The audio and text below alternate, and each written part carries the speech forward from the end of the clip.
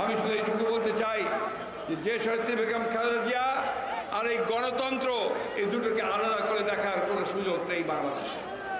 বাংলাদেশে গণতন্ত্র মানেই হচ্ছে এখন বর্তমানে দেশনেত্রী বেগম খালেদা জিয়া বন্ধুগণ, তিনি 1991 সালে যখন তিনি 90 সালে যখন তিনি রাষ্ট্রপতির দায়িত্বে এসেছেন, বিশাল বিপুল ভোটের জয়ের মধ্য দিয়ে প্রধানমন্ত্রী হয়েছেন, তখন তিনি বাংলাদেশের সংসদীয় গণতন্ত্রকে প্রবর্তন করেছেন। তিনি মিডিয়াকে, গণমাধ্যমকে তিনি মুক্ত করেছেন এবং দেশকে অগ্রগতির দিকে এগিয়ে নেওয়ার জন্য বিভিন্ন উন্নয়নমূলক কর্মকাণ্ড গ্রহণ করেছেন। বন্ধুগণ, সেই দেশনেত্রী বেগম খালেদা জিয়াকে অত্যন্ত প্রেস, এই বাবা তুমি আসো, তুই কামিয়ার, এত করে বলি তোমরা শোনো না কেন ভাই? আমাদের বয়স অনেক হয়ে গেছে, আমরা তোমার মতো গলার জোর নাই তো আমাদের। Please listen. আমরা এই গণতন্ত্রের জন্য সংগ্রাম করছি দীর্ঘ 15 বছর। আপনাদের মনে থাকা উচিত যে 2018 সালে যখন দেশনেত্রীর বিরুদ্ধে একটি সাজানো মামলা তৈরি করে তাকে সাজা দিয়ে দেওয়ার জন্য তারা নিয়ে যায়, সেই 18 সালের ফেব্রুয়ারি মাসের 8 তারিখে, সেদিন আপনারা অনেকেই সেদিন রাস্তায় নেমেছিলেন, আমরাও নেমেছিলাম। তার কয়েকদিন আগে তিনি বিএনপির অ্যানুয়াল জেনারেল মিটিংয়ে মেরিডিয়ান হোটেলে তিনি একটি ভাষণ দিয়েছিলেন। সেই ভাষণে তিনি পরিষ্কার করে বলেছিলেন যে আমি জানি আমাকে আপনাদের থেকে বিচ্ছিন্ন করবার ষড়যন্ত্র চলছে, আমাকে আটক করে রাখা হবে এবং গণতন্ত্র আন্দোলনকে স্তীমিত করে দেওয়া হবে। আপনারা আমার কথা মনে রাখবেন যে আমি আপনাদেরকে সবসময় অনুরোধ করে যাচ্ছি যে আপনারা যে আন্দোলন থেকে পিছিয়ে যাবেন না, আপনারা রাজপথে নেমে আসবেন, আপনাদের গণতন্ত্রের যে অধিকারের যে আন্দোলন, সেই আন্দোলনকে আপনারা অব্যাহত রাখবেন। বন্ধুগণ, সেই আন্দোলন এখনো চলছে। এই আন্দোলনের জন্য আপনারা অনেক ত্যাগ স্বীকার করেছেন। আমাদের 60 লক্ষ মানুষের বিরুদ্ধে মিথ্যা মামলা দেওয়া হয়েছে, আমাদের 700 বেশি মানুষকে গুম করে ফেলা হয়েছে, আমাদের প্রায় কয়েক হাজার মানুষকে হত্যা করা হয়েছে, এক্সট্রা জুডিশিয়াল কিলিং করা হয়েছে।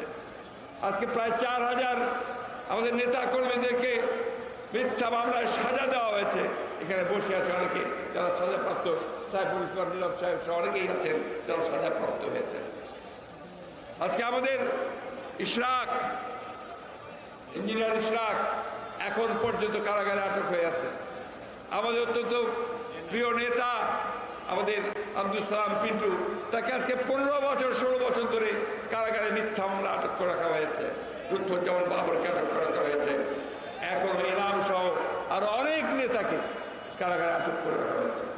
উদ্দেশ্য একটাই বন্ধুগণ, উদ্দেশ্য হচ্ছে যে বাংলাদেশের গণতান্ত্রিককামী মানুষ, গণতান্ত্রিককামী তরুণ যুবক, তাদেরকে গ্রেফতার করে, আটক করে, তাদেরকে নির্যাতন করে, গুম করে দিয়ে এই দেশে গণতন্ত্রকে চিরদিনের জন্য নির্বাসিত করা, এবং করেছেও তারা তাই।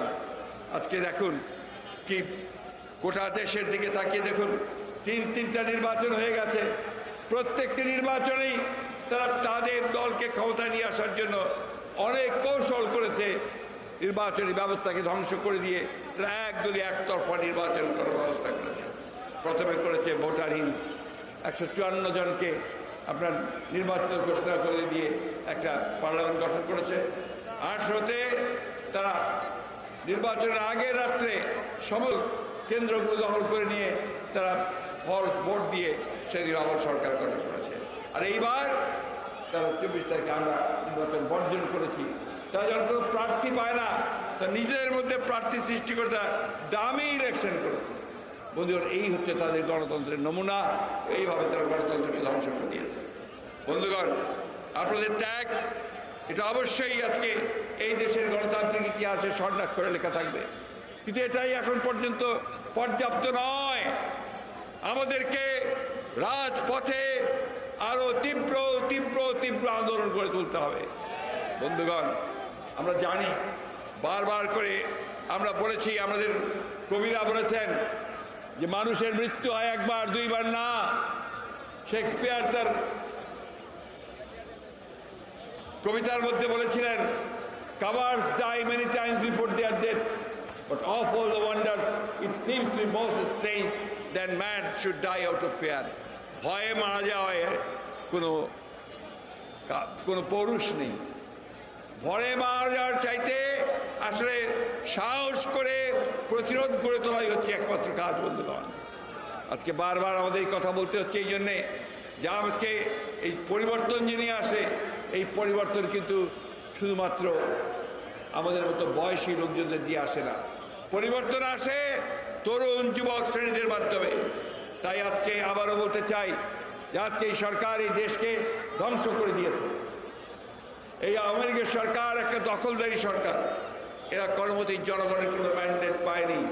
তারা একদিকে বাংলাদেশের রাজনৈতিক কাঠামো ধ্বংস করেছে, অন্যদিকে তারা অর্থনৈতিক কাঠামোকে ধ্বংস করে দিয়েছে। এই যে আমার অনেক ভাই আজকে রিক্সার উপরে দাঁড়িয়ে আছেন, এরা এখন 3 বেলা খেতে পান না ঠিক মতো। প্রতিদিন তাদের ঘরে যে খাবার নিয়ে যেতে হয়, সেই খাবার থেকে অপর্যাপ্ত খাবার, তারা তেল লবণ চাল ডাল কিনতে তারা হিমশিম খেয়ে যাচ্ছেন। ভয়ঙ্করভাবে সেই মুদ্রাস্ফীতি হয়েছে, জিনিসপত্রের দাম বেড়ে গেছে।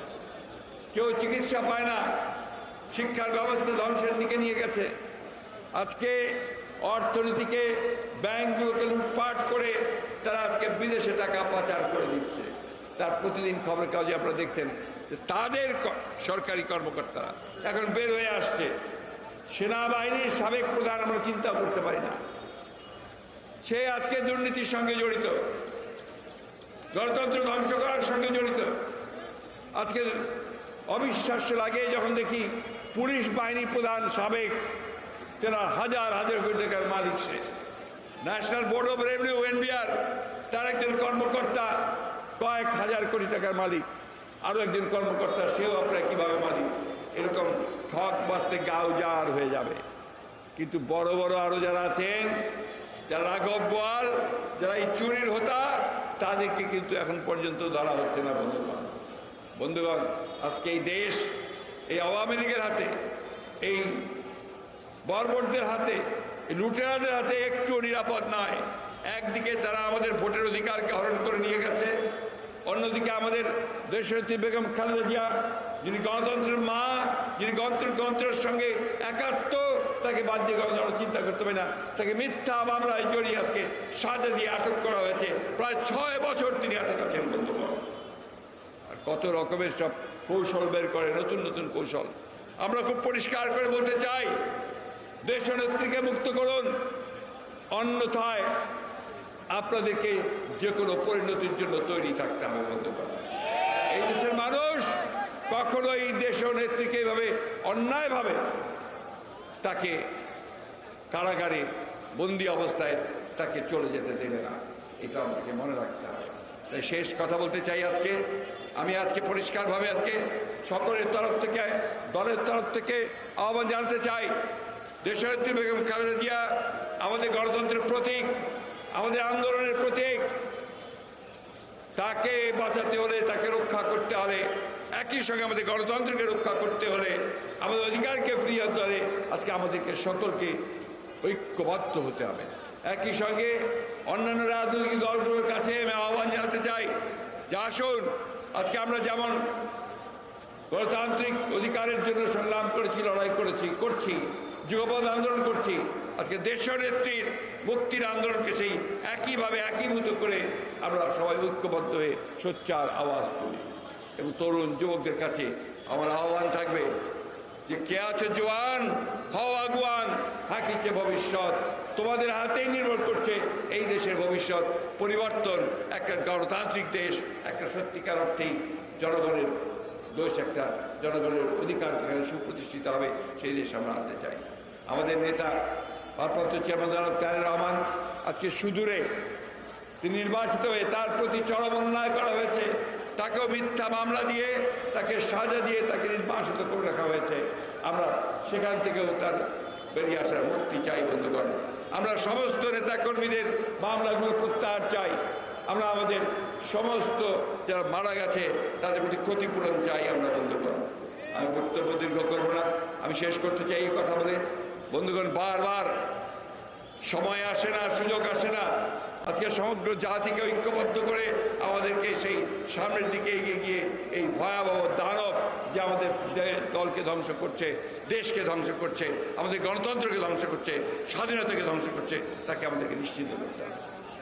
চুক্তি করেছে, আমি শেষ কথা বলি, ভারতের সঙ্গে চুক্তি করেছে।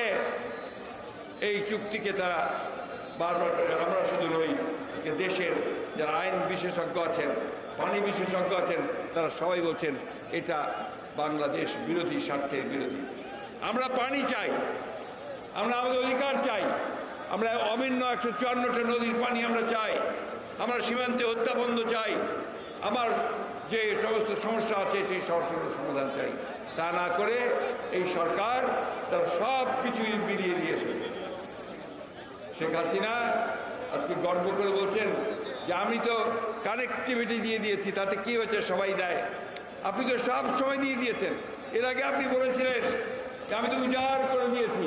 আপনি তো উজাড় করে দিয়েছেন, আমরা বাংলাদেশের মানুষ কি পেল, বাংলাদেশের মানুষ এখান থেকে কি পেয়েছে? বাংলাদেশের মানুষ পেয়েছে ঘৃণা, বাংলাদেশের মানুষ পেয়েছে তার অধিকারকে হরণ করা, বাংলাদেশ মানুষ পেয়েছে তার যে সমস্ত সম্পদগুলো আছে সেগুলোকে লুণ্ঠন করবার জন্য আরও পথ তৈরি করা। তাই বন্ধুগণ, আমাদের সামনে কোনো বিকল্প নেই। এই সরকার থাকা মানেই হচ্ছে আমাদের দেশ ধ্বংস হওয়া, গণতন্ত্র ধ্বংস হওয়া, দেশের মানুষ ধ্বংস হওয়া। তাই আজকে দেশ নেত্রীকে রক্ষা করতে হলে, আমাদের নিজেদেরকে রক্ষা করতে হলে আমাদেরকে সামনের দিকে অবশ্যই আরও তীব্র থেকে তীব্র আন্দোলন গড়ে তুলতে হবে। আন্দোলনের মাধ্যমেই এদেরকে পরাজিত করতে হবে। এই কথা বলে আজকে আপনারা যারা এত কষ্ট করে এসেছেন তাদেরকে ধন্যবাদ জানিয়ে আমি বক্তব্য শেষ করছি। আসসালামু আলাইকুম, খোদা হাফেজ। বাংলাদেশ জিন্দাবাদ, বাংলাদেশ জাতীয়তাবাদী দল জিন্দাবাদ, শহীদ জামানত দেশনেত্রী বেগম খালেদা জিয়া জিন্দাবাদ।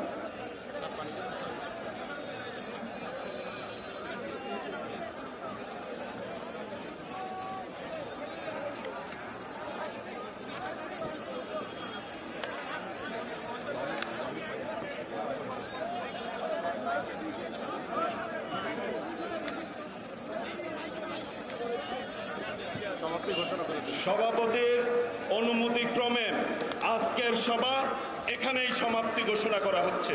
সকলকে ধন্যবাদ। এখানে যারা মিছিল নিয়ে এসেছিলেন, ইলেকট্রনিক্স মিডিয়া, প্রিন্ট মিডিয়া ভাইরা যারা দায়িত্ব পালন করেছেন, সকলকেই বাংলাদেশ জাতীয়তাবাদী দলের পক্ষ থেকে, বিএনপির ভারপ্রাপ্ত চেয়ারম্যান দেশ নায়ক তারেক রহমানের পক্ষ থেকে সকলকে ধন্যবাদ জানিয়ে আজকের সভা এখানে